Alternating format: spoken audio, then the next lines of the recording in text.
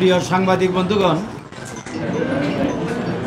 আপনারা ইতিমধ্যেই অবগত হয়েছেন ফেডারাল রিপাবলিক অফ জার্মানির মাননীয় রাষ্ট্রদূত হিজ এক্সিলেন্সি মিস্টার আকিম টোস্টার আজ বাংলাদেশ জামাত ইসলামীর সম্মানিত আমির ডাক্তার শফিকুর রহমানের সাথে এক সৌজন্য সাক্ষাৎকারে মিলিত হন এবং একটি বৈঠকে বাংলাদেশের গণতন্ত্র, গণতান্ত্রিক মূল্যবোধ, বাংলাদেশের অর্থনৈতিক উন্নয়ন, স্থিতিশীলতা এবং জার্মানি ও বাংলাদেশের সাথে সম্পর্ক নিয়ে বিস্তারিত আলোচনা হয়। আমিরে জামাত ডাক্তার শফিকুর রহমান 5টি পয়েন্টে বাংলাদেশ জামাত কাজ করে যাচ্ছে মর্মে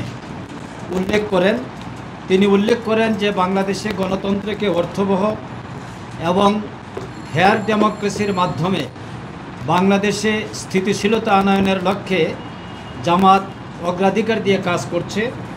সেই সাথে করাপশন ফ্রি সোসাইটি, যে করাপশন মানুষের জীবনকে বিধ্বস্ত করে দিচ্ছে, বাংলাদেশকে একটি করাপশন ফ্রি রাষ্ট্র, সমাজ এবং দেশ হিসেবে গড়ে তোলার লক্ষ্যে জামাত ইসলামী নিরলসভাবে প্রচেষ্টা চালিয়ে যাচ্ছে।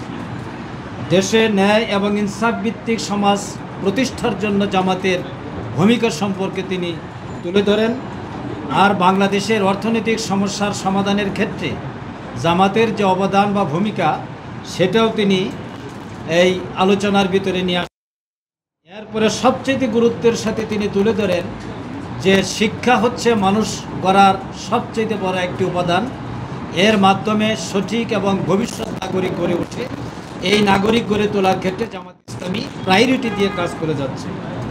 বাংলাদেশ এবং জার্মানির মধ্যে বিদ্যমান অর্থনৈতিক সমস্যা, অর্থনৈতিক যে কার্যক্রম, সে সম্পর্কে আমিরে জামাত এবং হিজ এক্সিলেন্সি এখানে তারা উভয়ই একমত হন। ইকুইপমেন্ট আসছে, তার মাধ্যমে দুই দেশের অর্থনৈতিক উন্নয়ন অগ্রগতি ব্যাপক ব্যক্তি লাভ করেছে।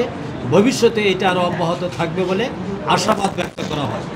আমাদের উভয়ের আলোচনাটি আমিরে জামাতের নেতৃত্বে মিস্টার এক্সিলেন্সির আলোচনা অত্যন্ত সৌহার্দ্যপূর্ণ পরিবেশে সম্পন্ন হয়।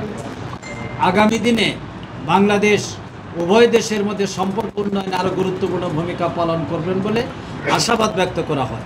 আমিরে জামাতের সাথে উপস্থিত ছিলেন জননেতা, সদ্য কারামুক্ত, 14 বছর জেল থেকে 14 বছর জেলে আটক থাকার পর জনাব এটিএম আজহারুল ইসলাম, আর আমি মতিউর রহমান আকন্দ উপস্থিত ছিলেন।